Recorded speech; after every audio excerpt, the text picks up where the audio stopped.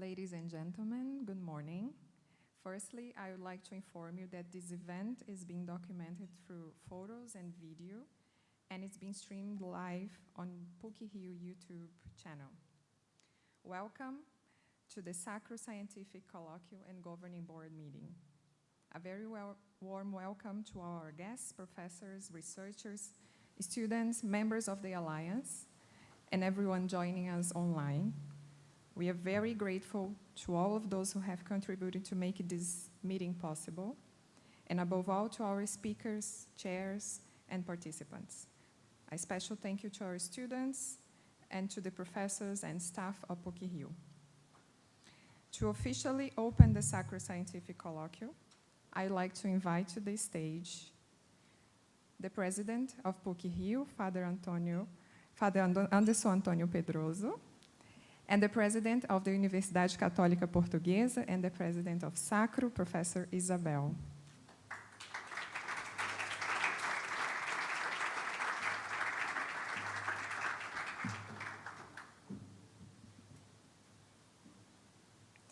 Now, I invite the president of PUC-Rio, Father Anderson, to his opening remarks. Father Anderson, the floor is yours.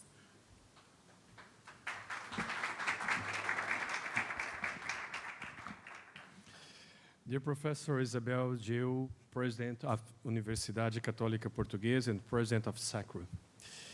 Professor Piersandro Coccocelli, Secretary General of Sacro, distinguished members of the Sacro Governing Board.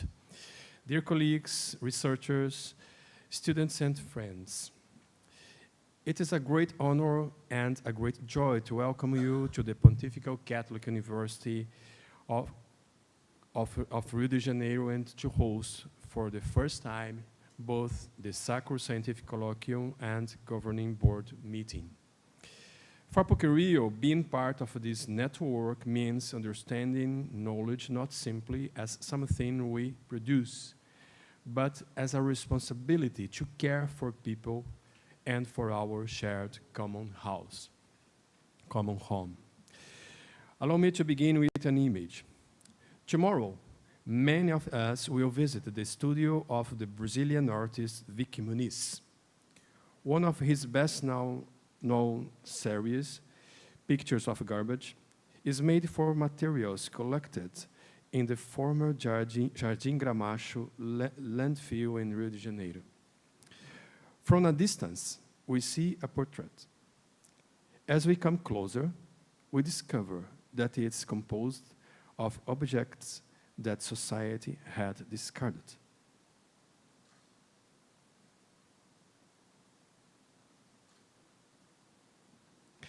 But perhaps the real transformation is not in the materials. It is in us. What changes is not the garbage. It's our way of seeing. Where many people see only waste, Vicky Muniz discovers material of creation. Where others see limitation, he perceives possibility. His art does not romanticize poverty. It transforms our gaze. Perhaps this reveals one of the most faithful characteristics of Brazilian culture. Our history has often required us to create with limited resources, to combine different traditions, to adapt languages, and to build bridges between diverse worlds. We have developed a profoundly relational intelligence, less dependent on the abundance of resources than on the ability to connect ideas, people, and contexts. This is not improvisation. It's a practical creativity. It's the capacity to transform constraints into possibilities. I believe this way be a particularly meaningful contribution from Brazil to the age of artificial intelligence. AI is rapidly democratizing access to powerful technologies. Competitive advantages will depend less on simply possessing the most advanced tools and increasingly on asking better questions. connecting different fields of knowledge, understanding complex contexts, and imagining new human use for technologies that many people will have access to. In such a world, creativity, adaptability, and relational intelligence become strategic human capacities. And perhaps this is also what empathy is about. Empathy is not merely an emotion or an act of kindness. It is a way of seeing. It begins when we become curious about another person's experience, when we suspend our immediate judgments and allow ourselves to recognize realities different from our own. It requires curiosity, deep listening, and a willingness to learn from one another. This, I believe, is the very heart of university life.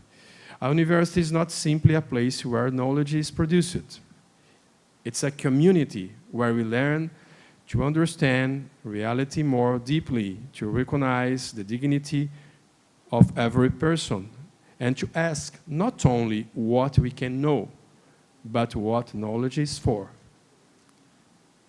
That is why the theme of this colloquium could not be more timely.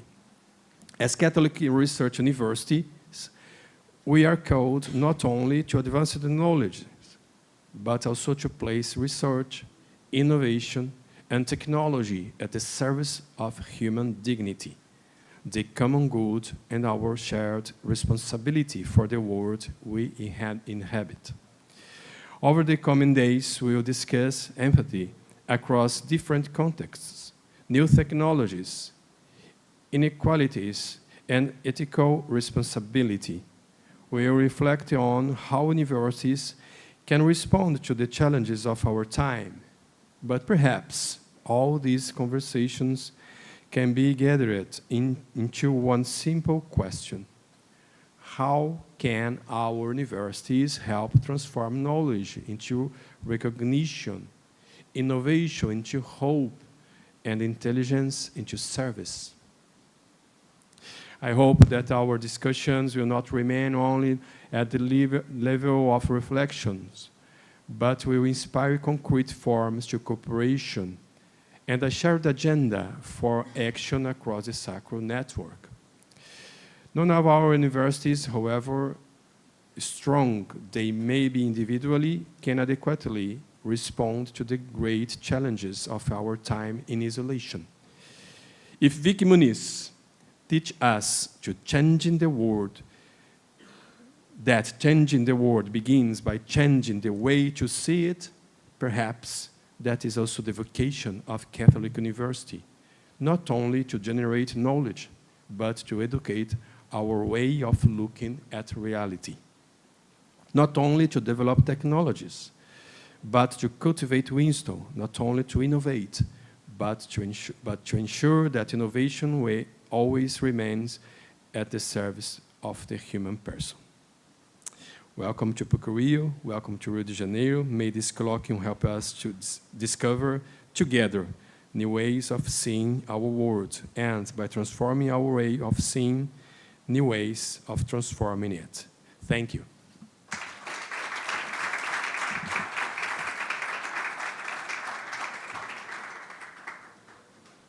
Thank you, Father Anderson. And now I'd like to invite the president of UCP and president of Sacro, Professor Isabel Gil, to offer her welcoming remarks. The floor is yours.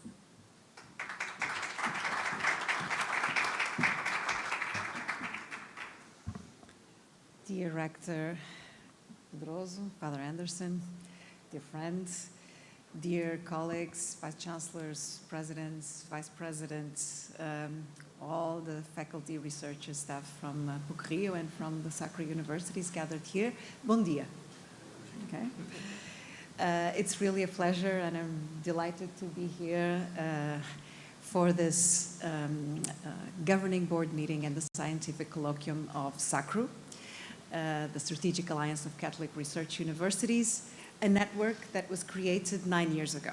and we have been convening since 2017. The founding event was in Lisbon, then in Barcelona, Milan, Boston, Sydney, Guadalajara last year, and now in Rio de Janeiro.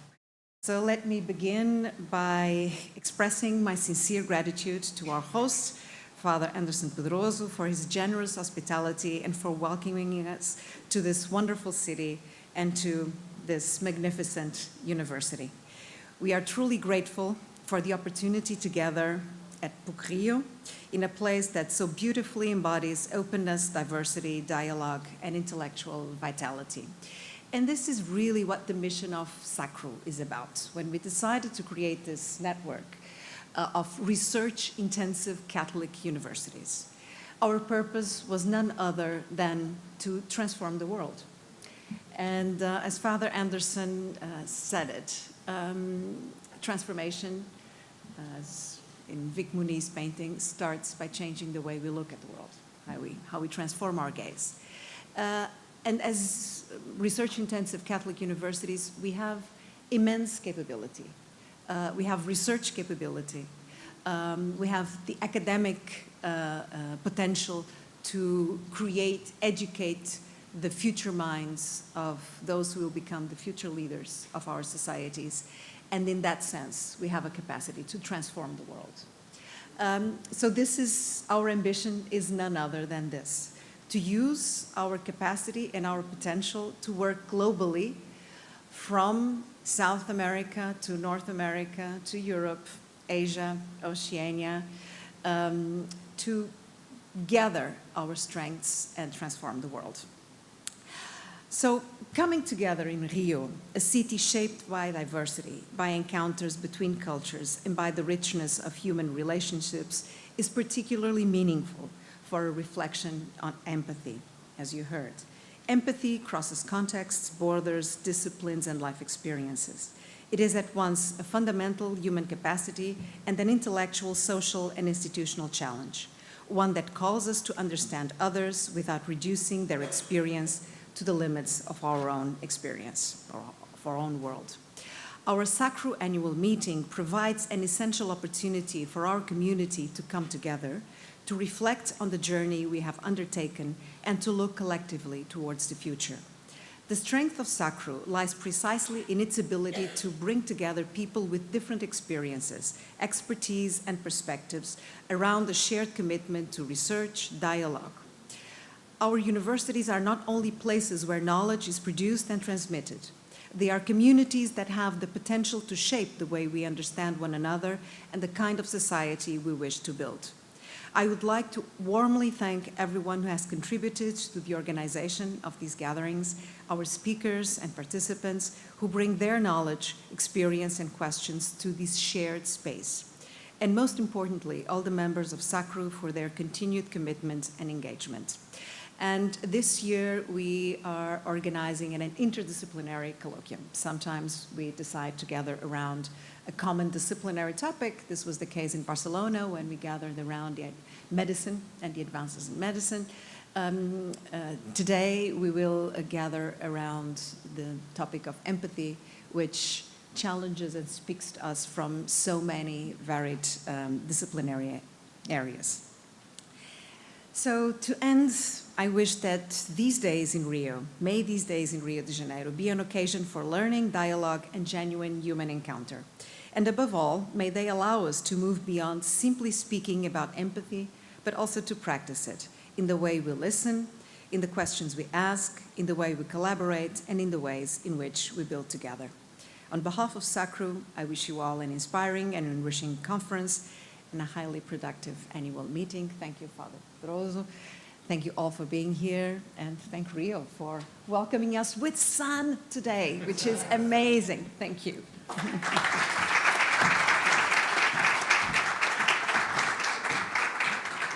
Thank you, Professor Isabel, for your welcome. I now invite you both, maybe take a picture, and join the audience back. So.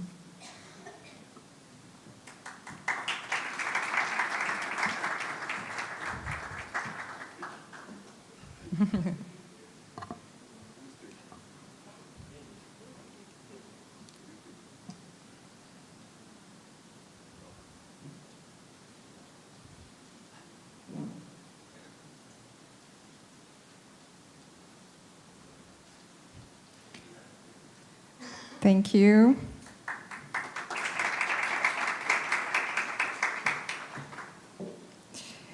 Before we move to our first session, we would like to take a few minutes to offer you an overview on how this colloquium will work over the next 2 days, and to introduce you the methodology of the panels that Professor Isabel already mentioned. I'd like to invite Professor Marco Cremona, who has been deeply involved in shaping and organizing this colloquium. Professor Marco.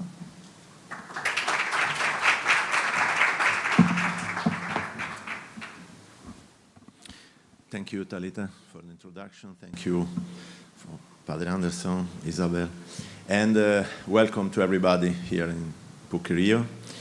Just a few words to explain how we will continue this morning and tomorrow.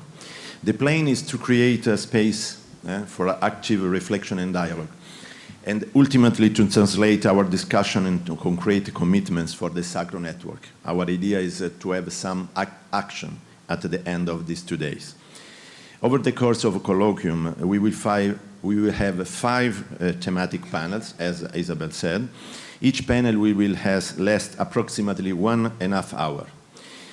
Each panel will begin with a keynote presentation of approximately 15-20 minutes, which will introduce the theme and provide a starting point of discussion. The chair of the session will facilitate a conversation with the other participants in the panel. Each participant will have approximately 5 to 10 minutes to respond to the keynotes, bringing our own perspective, experiences, and questions to the discussions. The time is very short, exactly to stimulate the discussion, not to present, just presenting, okay? We would particularly encourage our panelists to go beyond simply presenting their work.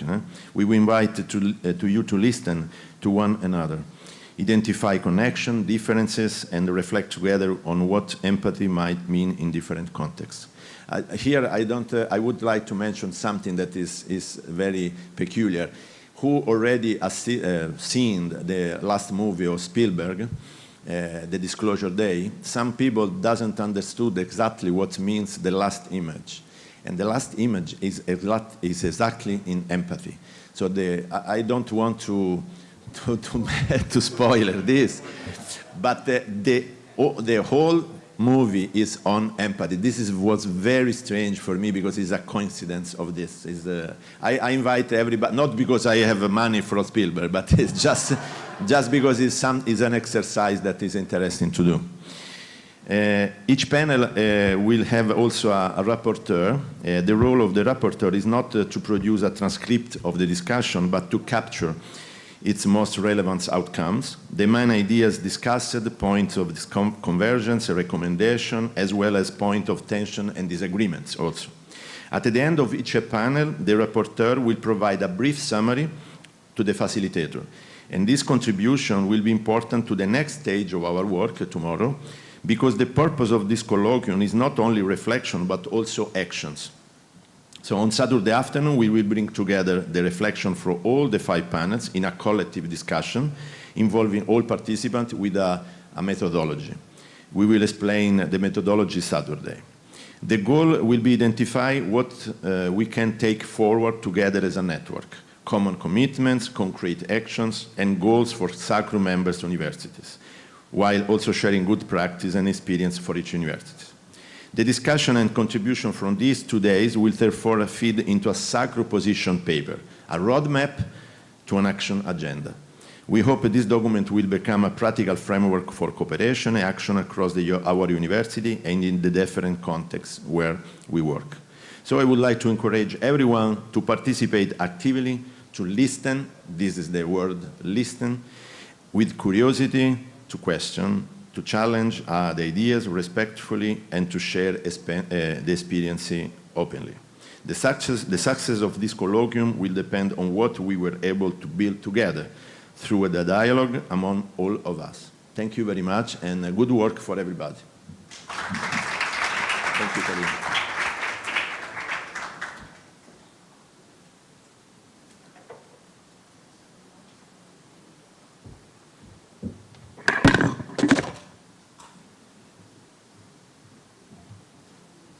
Thank you, Professor Cremona. And now, to begin with our first plenary, Empathy Across Contexts, Hope and Recognition in a Shared Common Home. I would like to invite back our keynote speaker, Professor Isabel Gil.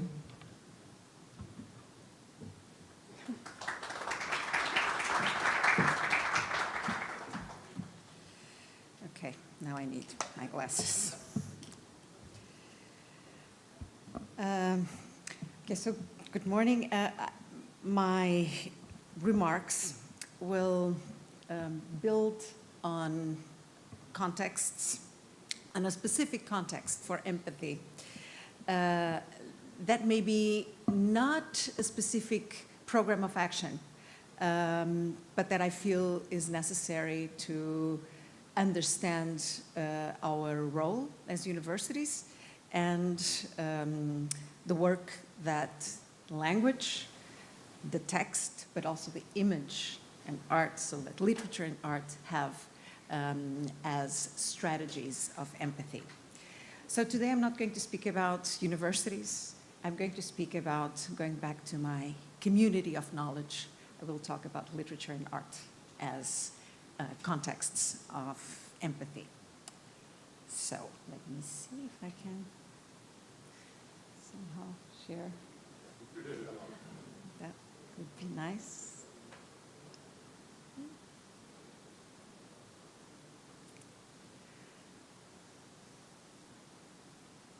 It's there. I checked. Yeah.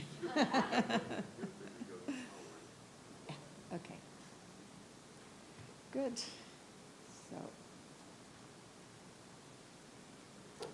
Okay. Let me start by taking you back to what is, for some, the epitome of empathy represented in literature. One of the most well-known scenes in modern literature takes place around the degustation of a small cake, a madeleine, nonetheless. A young man at a loss over his purpose in life, decoupled from his past, bored in his present, and fearful of the future, is transformed and swept into a place of happiness as the tiny madeleine touches his lips. The small scallop-shaped delicacy becomes a device of what Proust would call involuntary memory. The scene has two parts. It starts with a negative emotion as the insomniac character, the narrator, is taken back to a childhood moment when his mother is called away just before he's put to sleep. The recollection of this rupture, a foundational childhood traumatic scene, is sublimated by another memory, just as the petite Madeleine touches his lips. Taken back to the pleasure of a winter afternoon spent with his mother, tea and cake, the degustation supersedes the memory of the trauma of separation from the initial object of desire, the mother. Proust invites us on a spiritual journey through fragments of experience called upon by an involuntary memory.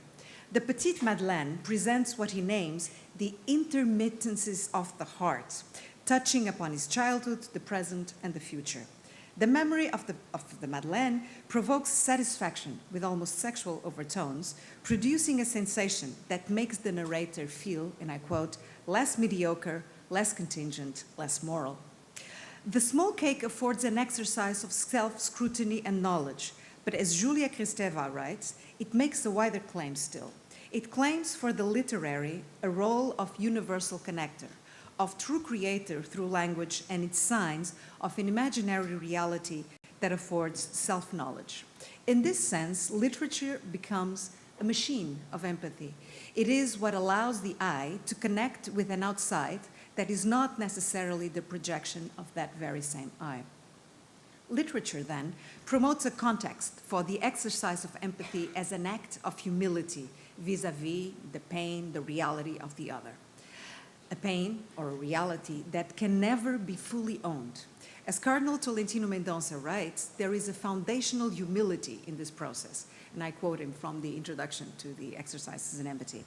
It is the fact that empathy never annuls the other's difference, that it does not conceive of a banal absorption in my own experience, that turns empathy into an act of respectful knowledge, and not a strategy of relativism or appropriation.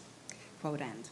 This is so because, more perhaps than any other creation, literature has an existence that is not its own alone.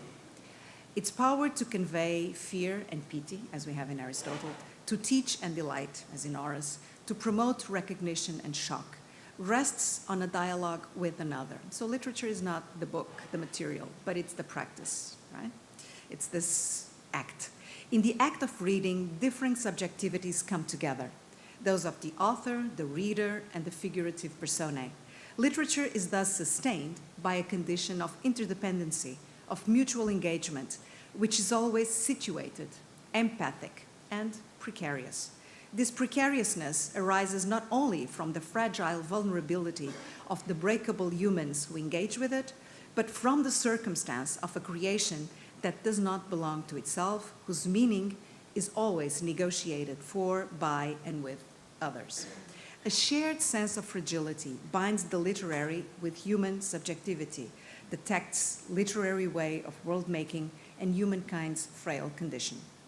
Literature is exposed to others, and it listens empathically to their plights, their fears, but also their accomplishments and aspirations. Arguably, as Stanley Fish wrote, literature is the product of certain forms of paying attention. Or as C.S. Lewis says, of seeing through the eyes of others. So, and I want to really focus on this idea that literature is a product of certain ways, certain forms of paying attention. By paying attention to the singular diversity of human life, taking in its shadow and light, and the fragile condition that ultimately binds the literary object with the joint practices of reading and writing, and we have to be recalled, of course, that the author is always a reader, right? I mean, the writer is always a reader. Literature becomes an exercise in empathy. So that's the main claim. If you want to turn out, that's the claim. That's what I want to do here today.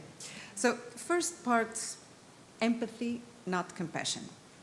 In the sense used here, an exercise in empathy must be distinguished from compassion or pity.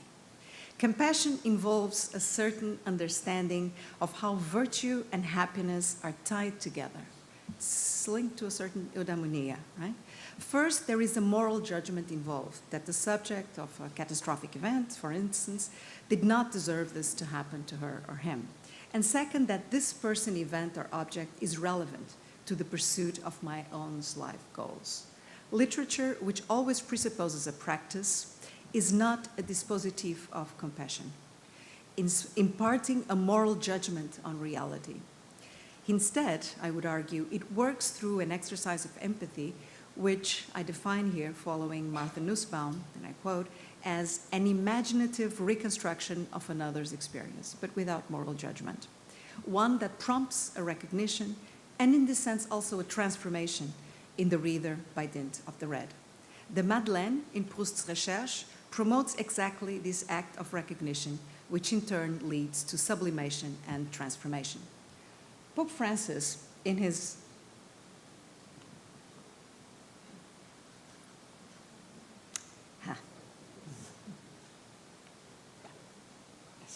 So Pope Francis, in his letter on the role of literature in formation, argues precisely, quoting Proust, that literature is a telescope of empathy, aimed at the things of life, creating a symbolic reasoning for the world's existence, confronting readers with cultural diversity and multiple forms of coexistence, just as it trains cognitive capacity and critical thinking. There is a striking similarity to Nussbaum's use of empathy's imaginative drive, when he speaks about the imaginative empathy. So empathy as an imaginative device. This is Pope Francis, and it's again, this notion is picked up by Pope Leo, not only in Magnifica Humanitas, but in a recent address which he gave for the 100th anniversary of the Libreria Editrice Vaticana, a meeting with writers from all over the world, where Pope Leo argues that literature draws on this imaginative empathy to display the text as an act of humanity, of truth and revelation. And he writes, or he said in his address, it reveals who we are, what we believe and hope for, the world we strive towards, and the future of which we dream. And this effort is an effort that must be shared. And this idea of a shareable interaction, promotion of the relation with others, a sharing of truth is also very central to Magnifica Humanitas, where the Pope writes that truth is not a territory to be defended, but a good to be shared and a practice to be shared. So now I will give you two practical exercises, two readings. One from a tragedy, Prometheus Bound, and the other from an instance of the Gospel according to John, this depiction of the Passion of the Christ. And I will go into somewhat more, I'm going to traumatic depiction, but how empathy in relation with suffering and pain is exercised in literature and then later in art. So first tragedy. The tragic as an ontological structure has never left us, in fact. And we see neither the tragic nor the epic. The importance of the Odyssey that we are all reeling about in Christopher Nolan's new film really speaks to how the topics, the themes that antiquity articulated still remain and are so powerful for us to understand the reality we live in. It still occupies a central place in the attempt to understand the contradictions that affect human life in its relationship between individual and state, religion, the family, the relationship between genders, social and ethnic groups, but also the mechanisms of domination, inclusion, exclusion, assimilation. In short, what Judith Butler so aptly summarizes by referring to life as a livable form, which at the same time determines the life that can be mourned. This is, after all, the central question of Sophocles' Antigone. What are the limits of the state's control over life and death? What is its role in determining the life worth living, bios, and the raw life of which Giorgio Agamben speaks, Zoe? So the organic life, and of course this is Agamben's take on the death camps of the Holocaust, but basically Zoe as organic life that is not meaningful, and bios as life worth living. So in what way, these are fundamental questions of our understanding as human being, and in what way does the life worth living become a category for the citizen included in the order of the polis, or makes it remain a stranger excluded from the city's legal pact? So this is the question of which kind of life is mournable or not mournable. These questions shape the concern of classical tragedy and effectively transform it into a space for the mediation and negotiation of the crisis affecting the political life of the city. Let us then go back 2,500 years to a tragedy attributed to Aeschylus, Prometheus Bound, a text that I would argue inaugurates the representation or the depiction of torture in European literature. In the prologue, the spectator, so the story of Prometheus Bound is, of course, the Titans who gives fire to the humans and is then chastised by Zeus and sentenced to terrible torture. In the prologue, the spectator witnesses Prometheus being carried off to the Caucasus by Zeus' guards, Kratos, which means power, and Bia, means violence, followed by the henchman, the god Hephaestus. On reaching the mountain peak, Kratos instructs the reluctant Hephaestus on how to bind and discipline the heretical Titan. The scene is that of a torture chamber, the way Aeschylus defines it, complete with hammer, nails, chains, and other such devices. After stating Zeus' accusation and sentencing, the almighty sovereign in this mythical trial, which is Kratos, power, begins the instruction of torture. And you have it there. Cast the fetters, this is how you should place the irons, and so on. The spectator witnesses European literature's founding biopolitical scene, marked by Zeus' tyrannical inscription of power over the Titan's docile body. Yet this marking is reversely appropriated in the incision of the writing of torture in art. Strikingly, of the scene's four characters, there are four characters, so Kratos, Bia, violence, Prometheus, and Hephaestus. In this scene, there are two that remain silent. Bia, violence, never speaks, and Prometheus, the victim. Bia supervises the administration of torture and speaks through the discourse of power that Kratos exercises. Kratos acts as the sadistic instructor in this theater of cruelty. Prometheus is a silent recipient of the writing of torture, his docile body instructed by the overwhelming apparatus of power. Against the backdrop of an Athenian society that accepts torture as a rightful instrument to wrest truth out of lesser humans, the tragedy presents a world of absolute torture in which the subject is utterly at the mercy of the ruthless tyrant, here represented by Zeus. On the representational level, the scene discloses the limits of speech to convey the victim's pain. So the victim can never really utter its real pain, while revealing the discourse of power as a violent incision over the body, of the docile body of the Titan.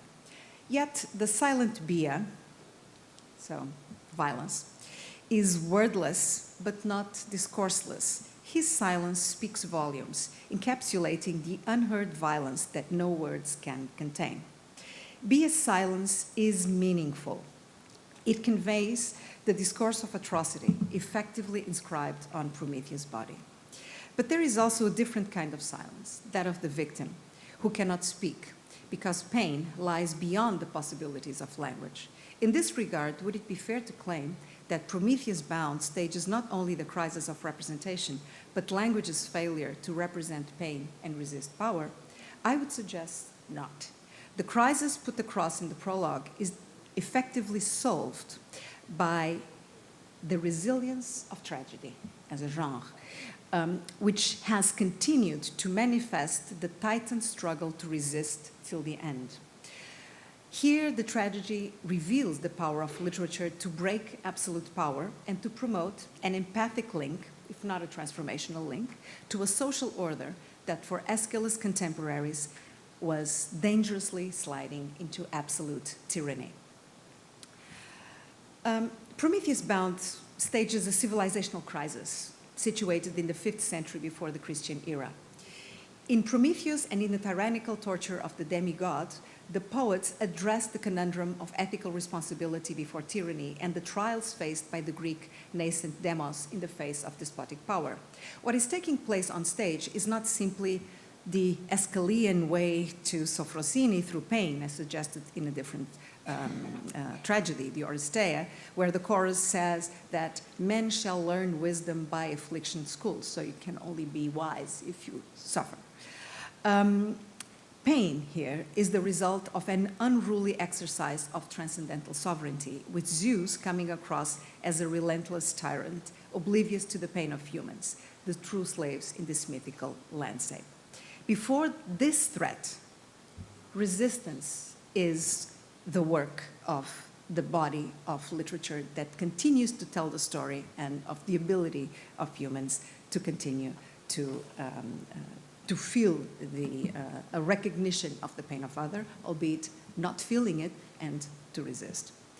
On a different note, the Passion, also a scene of torture, which we as believers and Christians understand as the Passion of Christ, particularly as told in the Gospel according to John, renders the body's fragility into a possibility of transfiguration, very different than what we have here in Prometheus, for the reader and the believer. Okay, so let's just focus on this passage.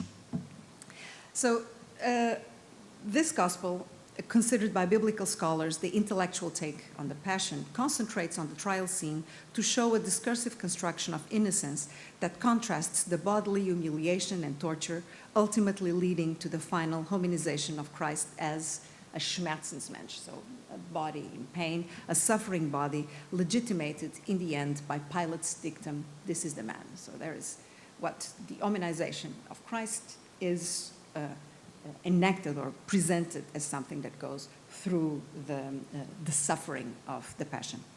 The trial scene depicts a debate of sorts between two reluctant contenders, Pilate and Jesus.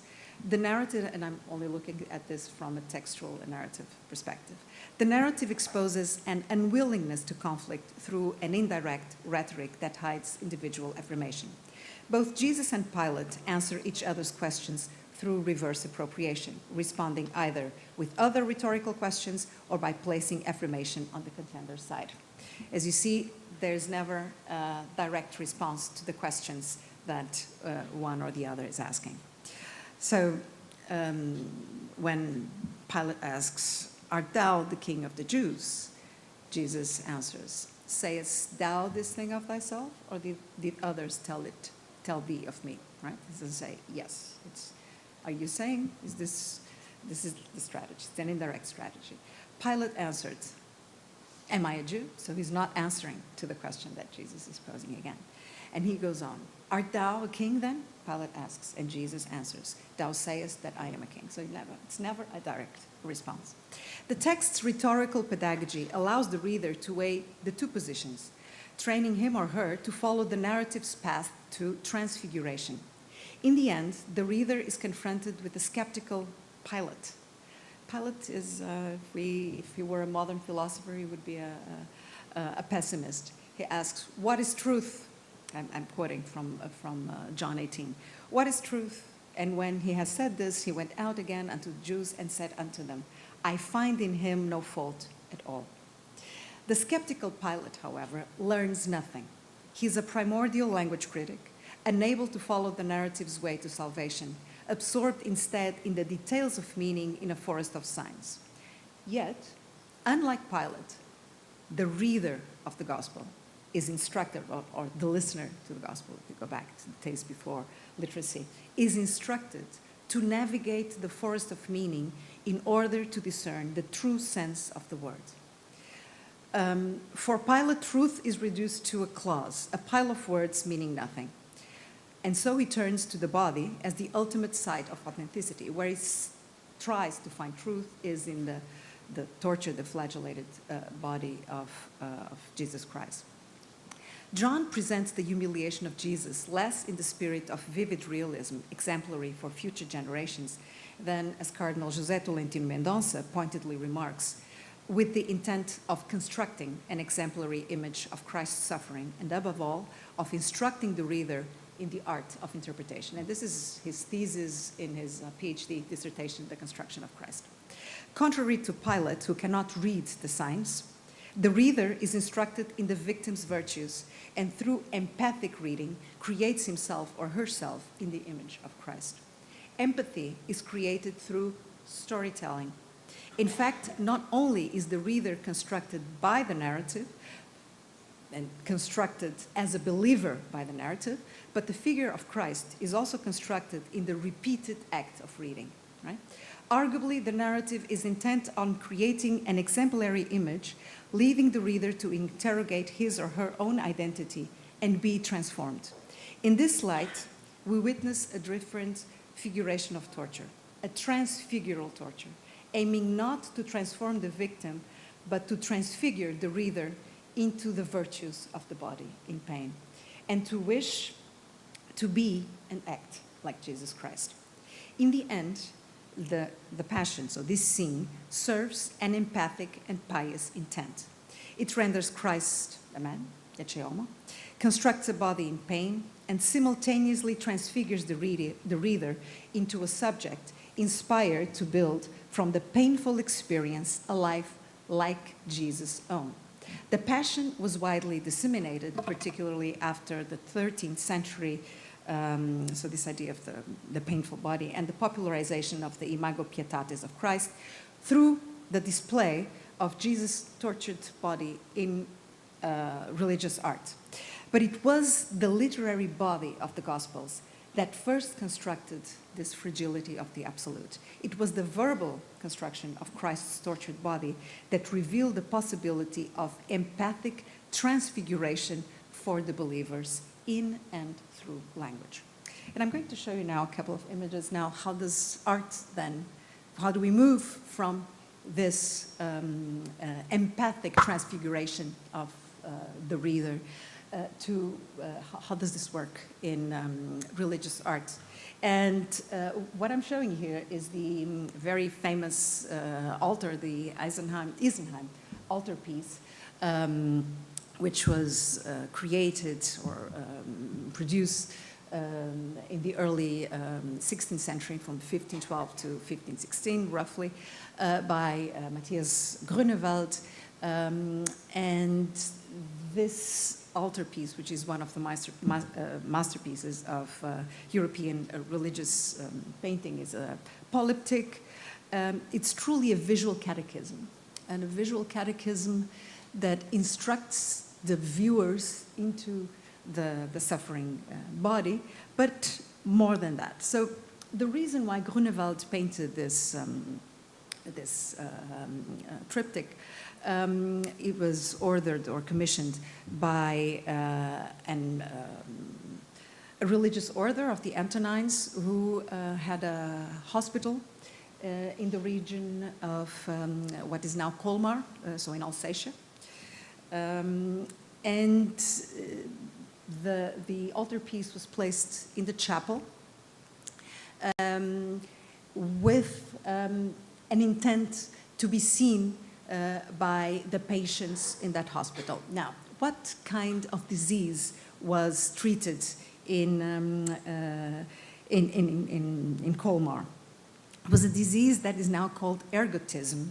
So a disease that resulted, and for our specialists in biotech, they know what this is, a fungus called ergot that existed in rye, and that would contaminate the production of bread. So there were many of these villagers and many people in this region that were affected by this disease, which was excruciating, causing wounds, some limbs to gangrenate, prompting the need for the excision and the surgery of those limbs. It was really a tremendous disease. And what Grunewald does is that he projects into his depiction of the body of Christ exactly the symptoms and of ergotism. You see here. So the writhing gesture, it provoked a deformation of the limbs as well. And so this depiction tried to show, or the intent was to show the patients that they were suffering, but that this suffering could be sublimated by a relation to what Jesus has suffered before them, and to create a connection, a direct connection of recognition between the disease and the pain they were suffering and what was depicted in the altarpiece. It was, for the time, a vision of Jesus unlike any other seen so far, one which would allow the patients to contemplate their own pain in the representation of the Christ.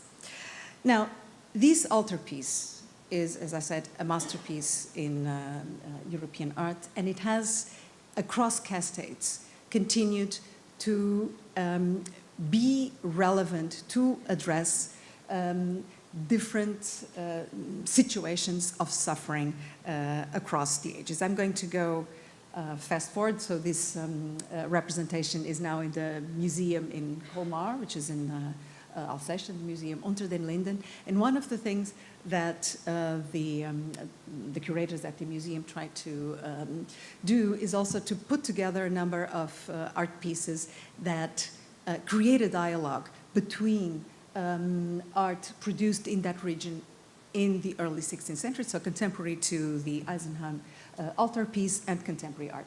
One of them is this, which represents a sculpture of Christ on the Mount of Olives, also from roughly the same period, so early 16th century, and Maurizio Cattelan's Mother from 1999. Cattelan asked, this piece is interesting because Cattelan asked the fakir to bury himself underground, allowing only his hands to be visible in prayer. Juxtaposing the kneeling Christ and the buried fakir, this juxtaposition questions our relationship to piety and to death, whilst depicting the persistence of hope in the face of the inevitable. And the whole, so the museum has a number of similar-like experiences that bring together the 16th century tradition and contemporary art. I'll just go fast forward with two more and then to the conclusion. The Otto Dix Krieg, the war triptych, which was inspired by the Isenheim altar, transporting into the period after the First World War this same feeling of pain and trying to create recognition between the viewer and the experience of war. And finally, this one. So Otto Dix, who was a socialist opposing the Nazi regime, in the last days of the war was inducted in the Volkssturm. And so when the war ended, he was imprisoned by the Allies in a camp near Colmar. He was a POW at Colmar. He was recognized by the director of the camp, and because he had worked so much on Isenheim, he spent long hours at the museum. There, he was inspired to create these two images. One, these are self-portraits. The prisoner of war is Dix himself. And you can see in the background how the iron framing is inspired by the crown of thorns and Christ's head, where which is also, he puts himself in the position of Christ with the same intent to create a relation and to present how his own suffering is equated to this representation of the body in pain, this empathic representation of the body in pain that goes back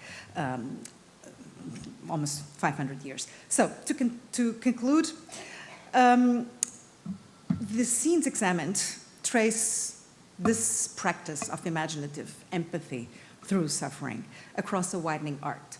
Proust shows empathy as an inward turn that nonetheless opens outwards. Involuntary memory does not deliver another person's experience to the narrator, it delivers his own, and in doing so teaches him the imaginative posture he will need to meet anyone else's. Prometheus Bound and John's Passion show what happens when that same posture is forced to confront absolute power and a suffering body that cannot or will not speak for itself. Literature does not resolve this silence, but it refuses to let power have the last word over it. Taken together, these cases suggest that art's empathic work is inseparable from its formal work. It is not simply that literature depicts suffering and thereby moves us. It is that the specific devices examined here, involuntary memory, dramatic silence, dramatic conflict, are themselves the technologies through which a text gestures towards the other's experience while still insisting that the other be reckoned with. This is why empathy is an act of respectful knowledge rather than a strategy of relativism or appropriation. The aesthetic distance that literature maintains is not a failure to connect, but the very condition that keeps connection from collapsing into ownership. That finally is the hope this talk's title promised. Not that literature or art dissolves the distance between self and other, but that they teach us to hold that distance responsibly, to pay attention, to keep paying it, and to recognize in a shared common home that the pain we cannot own is still ours to notice. Thank you.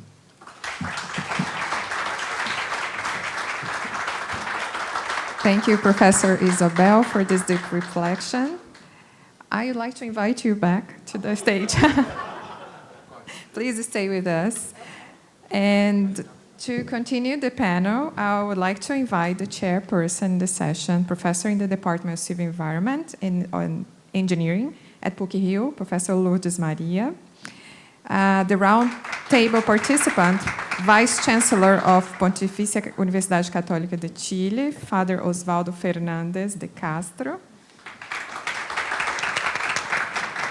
Our participant online, Vice Provost of Global Engagement at Boston College, Professor James Keenan, that should appear in a second.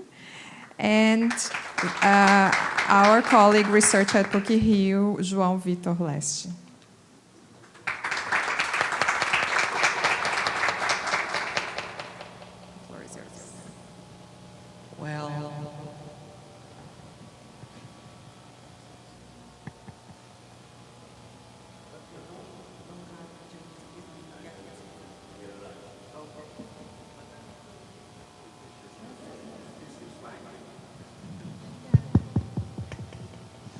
Okay. Oh, there he is.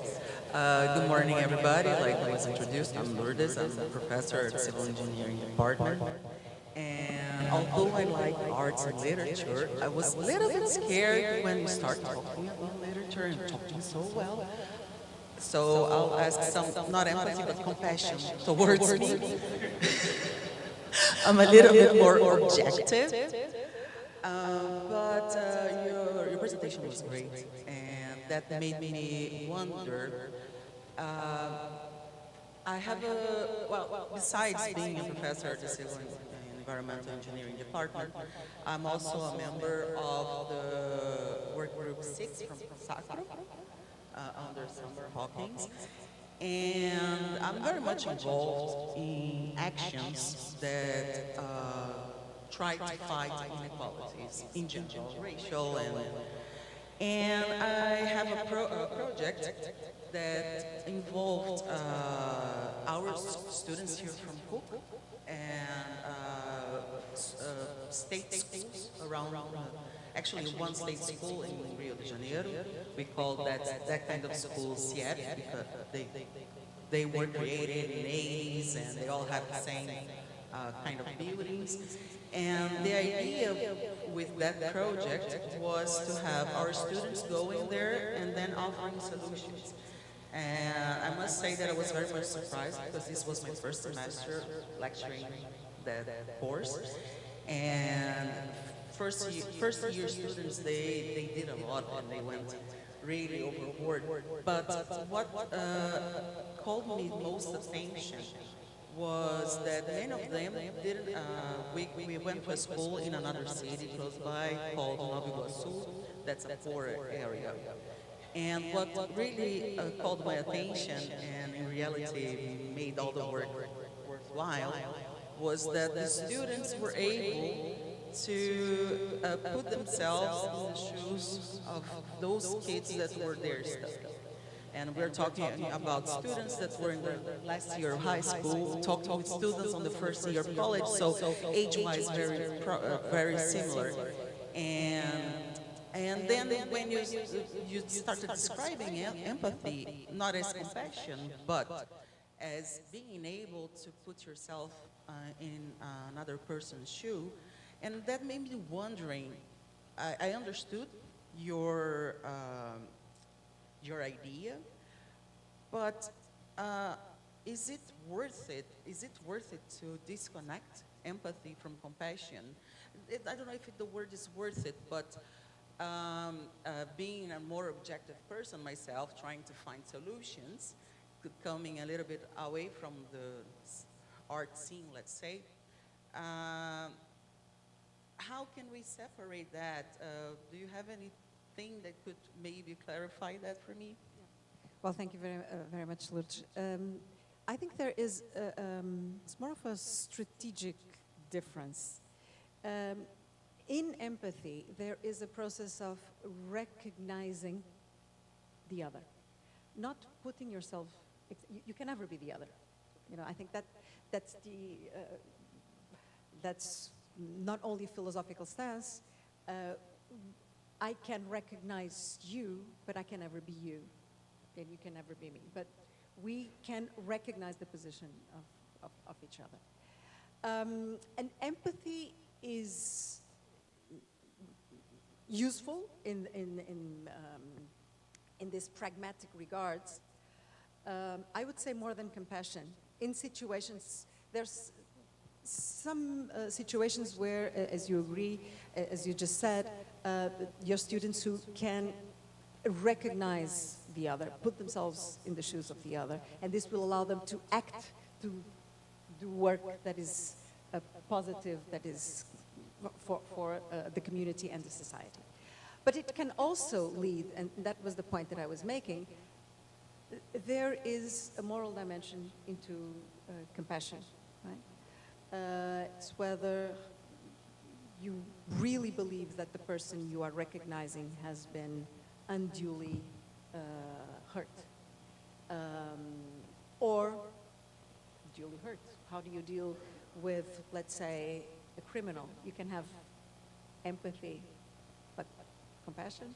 I don't know. I mean, the Christian position is that you must recognize the flaws of the other, and that is the difficult Christian position, right? To not only recognize but accept the other who wants to kill you and who wants to deny your position. I think that is the most, when we talk about dialogue, when we talk about cultural dialogue, when we talk about compassion, that is the most difficult position. But I think empathy is before that. Empathy is, and this is where I link Martin Nussbaum with Pope Francis, right? There is empathy and then there is compassion. The two may go together, but they are not necessarily the same, basically. Thank you very much. Father Osvaldo, could you maybe give us your thoughts on the presentation, on the discussion? We have a presentation. Voy a hablar en español un momento, porque si hablo en español, algunos van a entender. Y si hablo en inglés, ninguno va a entender. Sorry. Gracias por las palabras, Isabel, por la explicación de la empatía. Y quiero comenzar agradeciendo por este espacio en que ya el hecho de encontrarnos habla de empatía. Les voy a hablar de empatía, una imagen hacia atrás. Les quiero hablar de empatía desde una iglesia. Y es bien interesante lo que les quiero mostrar porque es arquitectura y empatía la imagen que les quiero comentar. Hay una parroquia en Santiago que fue construida el año 1855, 20 años después, 30 años después de la independencia de Chile. Obviamente la independencia produjo quiebre en la relación entre Chile y España y se decide construir un espacio de reconciliación. Y ese espacio va a ser esta iglesia que se llama de la Veracruz. Es interesante porque no es un monumento, es un lugar donde uno entra, donde uno experimenta algo, donde uno se encuentra con otros. Bueno, y se convirtió en el inicio de un barrio en Santiago. ¿Qué es lo interesante? Que se busca la reconciliación de los pueblos a través de una iglesia. El año 2019, esta fue la iglesia donde entraba mucha gente, hasta el año 2019 esta era la iglesia. El año 2019,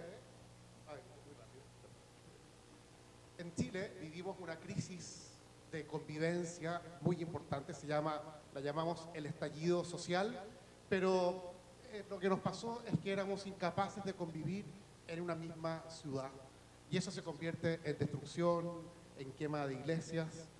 83 iglesias fueron quemadas en ese entonces. Y lo que había sido un lugar esta es la parroquia de la Veracruz, lo que había sido un lugar de encuentro, de reconciliación, en una noche se convierte en lo opuesto. Lo que quiero decir con esto es que la empatía, por mucho esfuerzo que hagamos, es fácil de destruir. Se construye a lo largo de muchos años, pero en una noche se puede destruir. ¿Qué es lo que sucede? El fuego es como un signo contradictorio del sentido original que tenía este templo. Se convierte en signo de la división, de la destrucción, y quedó por mucho tiempo la iglesia vandalizada, rayada, cerrada. Eso es lo contradictorio. Lo que sucedió después fue que el año 2024 llegué a la parroquia, asignado a la parroquia, y decidimos abrirla. Y decidimos abrirla como estaba, sin restaurarla. Y al principio se pensó restaurarla para abrirla, pero nosotros decidimos abrirla para restaurarla. ¿Y qué es lo que empezó a pasar en este 2024? Tomamos de fondo unas palabras, quiero hacer una referencia al cardenal Tolentino, cuando dice que cuando la palabra es simulada, pero no es encarnada, no construye una relación, sino una simple apariencia. Tal vez haber pintado la iglesia y haber arreglado sus muros hubiera sido signo de una reconciliación, pero que todavía no ocurre en nuestra sociedad. Por eso la decisión de dejarla así, un edificio que no miente sobre su historia, sobre lo que pasó. Una vez que la abrimos, la gente empezó a entrar nuevamente a la iglesia, los peregrinos, los vecinos, los turistas. Es un barrio muy turístico. Yo creo que el 50% de las personas que entran son de Brasil, precisamente, especialmente en esta época.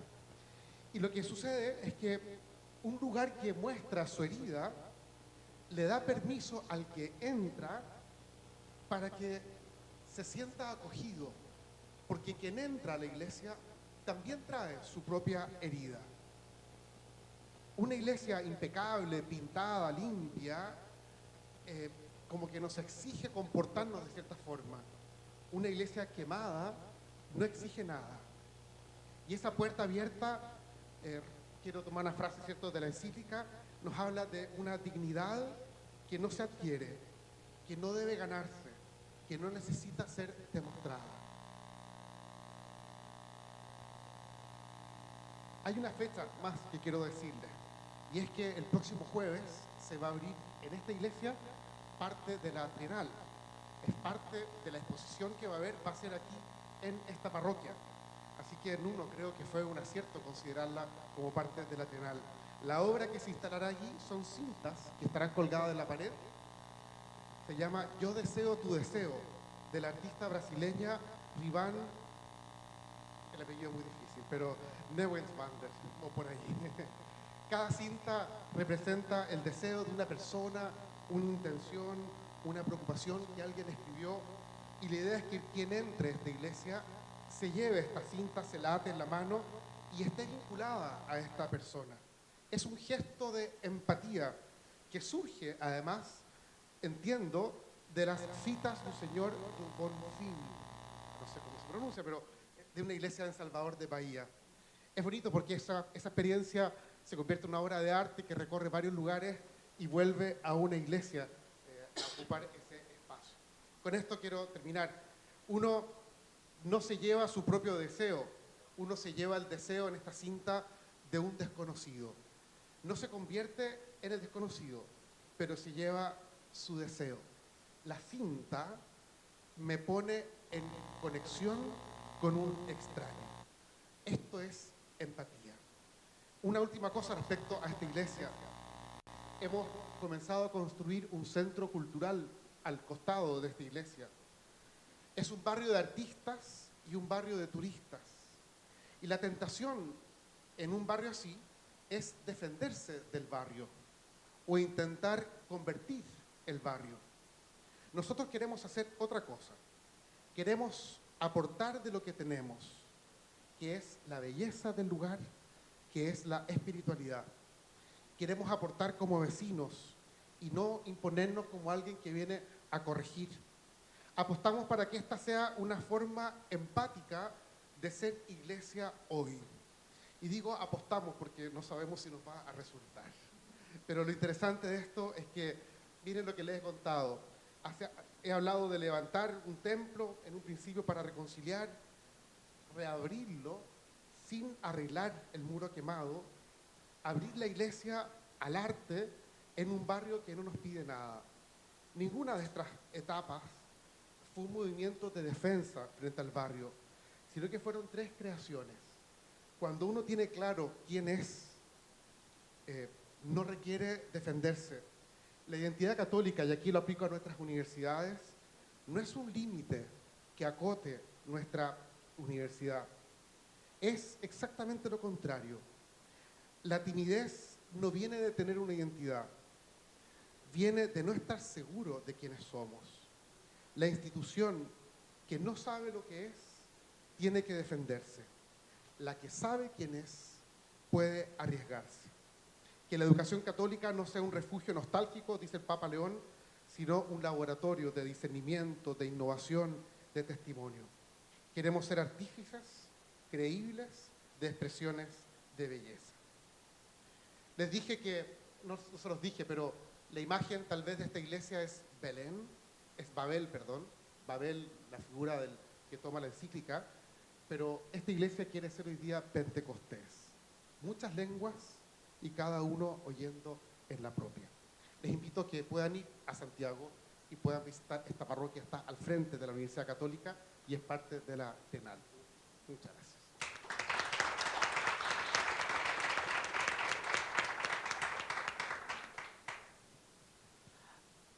Thank you very much for your words. Now I'd like to invite James Keane, or not.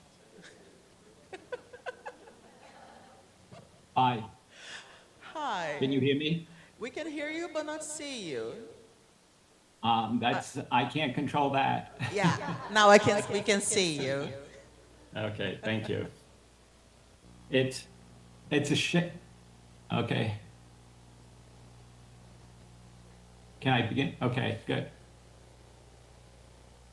I think we're good on our side. I'm fine here. So you can start.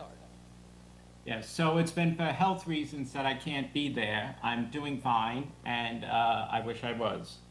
I'm very happy to have heard and read Isabella's paper. It's really been rather striking.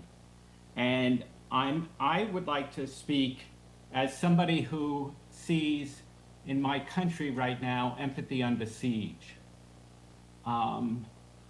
We're living through the worst times in my country's history. And I think I'm a New Yorker, I'm a complete New Yorker. And I grew up looking at the Statue of Liberty, give me your tired and your poor. And that's precisely what our government is working against. So I'm looking at empathy in a way of is different when the cause of another's suffering is due to something that can change.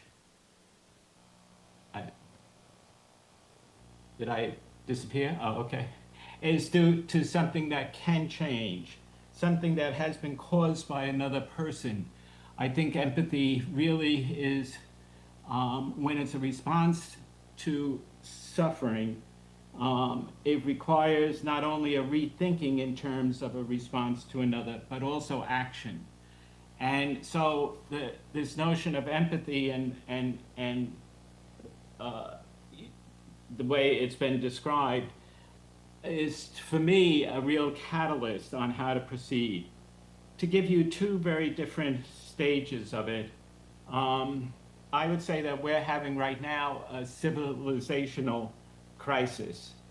I think in this country we were happy when we saw the people of Minneapolis fight against ICE. But just to give you an idea, since last year, 52 Americans have been killed by ICE. 52. Now, when I was a student, 4 students at Kent State were killed. That was the first time that we had citizens actually being killed, except for then during the civil rights movement as well. But nothing on this scale, and nothing that has been so haphazard and so disturbing. So the people of Minneapolis managed to protect that city from ICE. And we see people trying to protect. We see, for instance, our bishops. They go to hearings of the of young people, of people who've been brought in, of immigrants who've been brought in for being removed from this country. And the bishops go to accompany them at hearings to make sure that there is justice at these hearings. But still, regardless of the fact that there could be something like Minneapolis or bishops present, just 2 days ago, we had the parents of Alex Preti. Preti was one of the first Americans to be killed by ICE. He was a nurse who was assisting somebody who had fallen, and he was killed. His parents told the story of how they learned that their son had been killed and had been shot 7 times. And they could only put the pieces together when they recognized his clothing on the ground and the blood that was there. And they have not yet had a hearing over his death. Things like this is where we use these images to help us understand better what we're called to do. I know for myself, we have rallies, they're called No More Kings. no more kings. And people go out to these rallies to say that we're not interested in a king. I'm in charge of global engagement here at Boston College. We have 2,700 people on visas here at this university.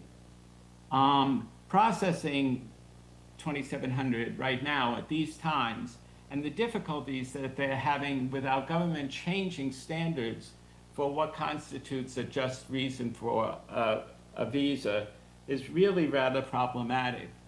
And I am with students, for instance, who cannot go home to a parent's funeral because if they do, they'll never be able to come back.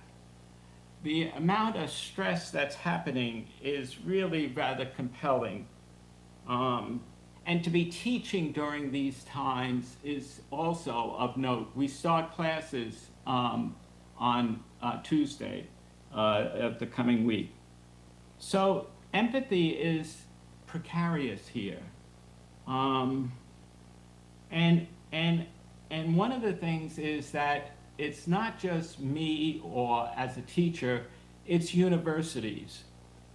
We know, for instance, and it's very important that we belong to SACRU, but we know that our universities around the country are under attack, and it depends. We watch what happens to Columbia or Harvard or other universities.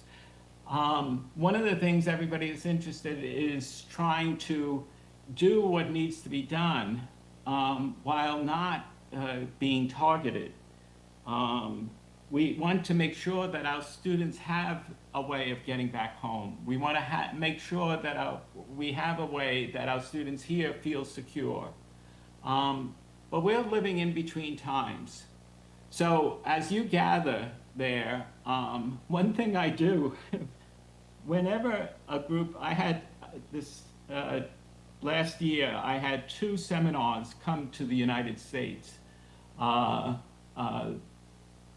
to attend. One was on migration and climate change, and the other was education at a time of threat to democracy. Education at a time of threat to democracy. These are 2 seminars that I hosted. But the first thing I did when they arrived is I apologized. I told them that I was very sorry that they had to go through the ordeals that they did and the fear that they had in going up to see whether or not they'd be admitted after their flights. So I just thought I'd say something from the ground in terms of empathy at a time when, at least in my country, we've not known this type of period. Some of you do and have, but we're newcomers to this. And being able to speak on empathy right now, that's what I preach on. That's what I listen for, and I think that that's the way we move forward. Thank you.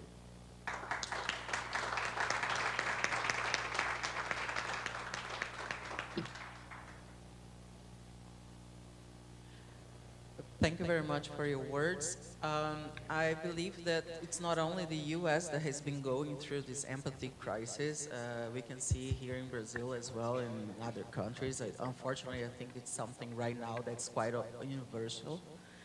And yeah, I'd like the formula to deal with that. Does anybody have it? No, right? It's complicated. It's a very complicated issue because you see the society degrading and then you try to speak to people and people just don't want to listen. It's fairly problematic, but thank you very much. Now I would like to hear from João Vitor Leite. I'm sorry, I wrote it wrong. Good morning, everyone. I'd like to first describe myself before I actually start speaking on the matter. I'm a white man in my 30s. I have brown, curly, medium-length hair, brown eyes, and I'm wearing a round, large, black glasses. I'm also wearing a black button-up, long-sleeve shirt with a floral pattern with off-white flowers, with red and orange leaves. And a white set of pens.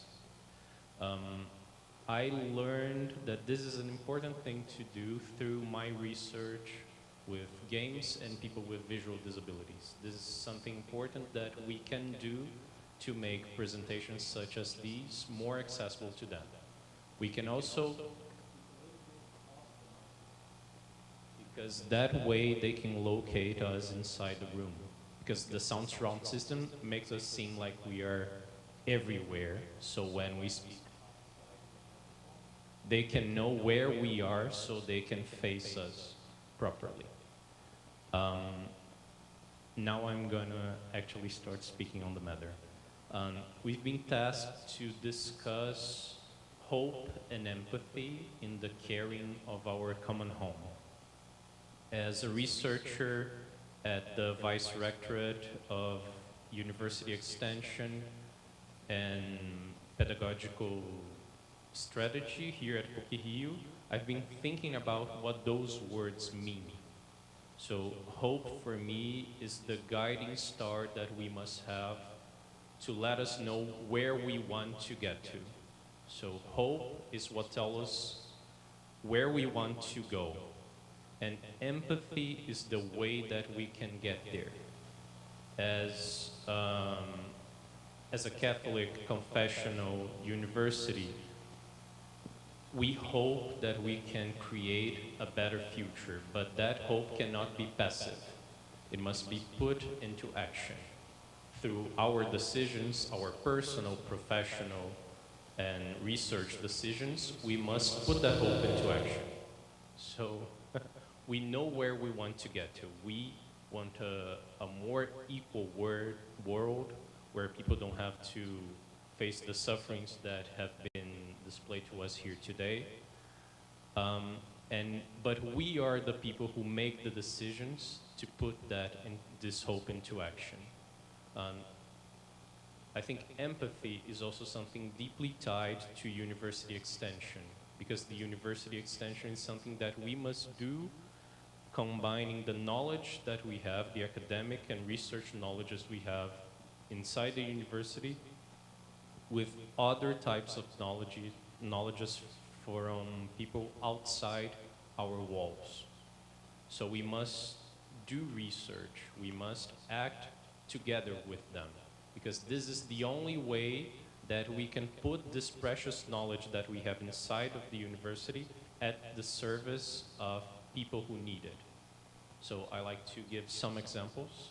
One was my research, my PhD research, which was conducted with people with visual disabilities and board games. I hoped that blind people could play games the same way I do. And I put that hope into action by making that my object of research. So I volunteered at an institute, an educational institute for blind children, and I learned from them. I learned that I couldn't teach them when playing chess to do a mirrored play because they don't actually understand what a mirror is because they never seen one. And it took me 1 year volunteering there to understand that, because it was the first time I used the word mirrored. And only through being together with them, I was able to learn that. I put myself close to them, and I agree that I cannot live their experiences, but I can learn from their experiences. And I'm gonna go a little bit off script because I was actually very moved by the keynote presentation and the sense that art is a way that we can identify with something else through the artistic endeavor. And I kept thinking about how during the process of conducting my research, I was diagnosed with disability. It's not a visual disability, but it's a disability nonetheless. And in retrospect, I think that it was no coincidence that I decided to first study rule books for tabletop games because I was diagnosed with autism, and having a guideline and a rule book is something that soothes us and helps us navigate the world that can be sometimes a little confusing. And I also think that it was no coincidence that I decided to do research with people with disabilities, because deep down somewhere inside of me, I kind of knew that there was something different. Not wrong, but different. And through my research, I was able to recognize that inside myself. So I could not be in the place of the people with visual disabilities that I was working with, but they taught me something about myself. And I think this is the most potent thing that empathy can do for us. We can move ourselves to be together with other people, but they are going to move us in response. And I think this is the best path that we have to care for our common home. Because this is the way that we can acknowledge what's different, but also what's common between us. We also have our meta project here at PUC-Rio, which is called Amazonizar, which is a turn of phrase. It captures the noun for the Amazon rainforest and turns that into a verb. So again, it transforms our hope for the Amazon rainforest into action. And most of our projects in this meta project are conducted in partnership with indigenous people. For instance, the people from the Sateremawe ethnicity. So we have people from the university who often go there and learn from their ancestral knowledge, and we can decide together how to put our resources and knowledges inside of the university to a good and common cause. And I think this is what I have to share today. So my hope is that after this event, we can, as researchers and decision makers, make the decisions to put our hopes into action through empathy. Thank you.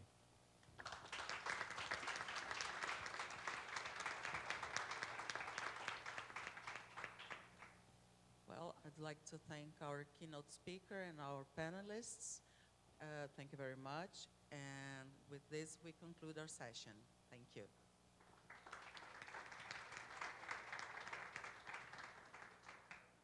Thank you very much for all panelists. I would like to invite you to take a formal picture. And meanwhile, I want to inform you that we have a coffee break, and we have a break for 30 minutes, and we come back at 11:30.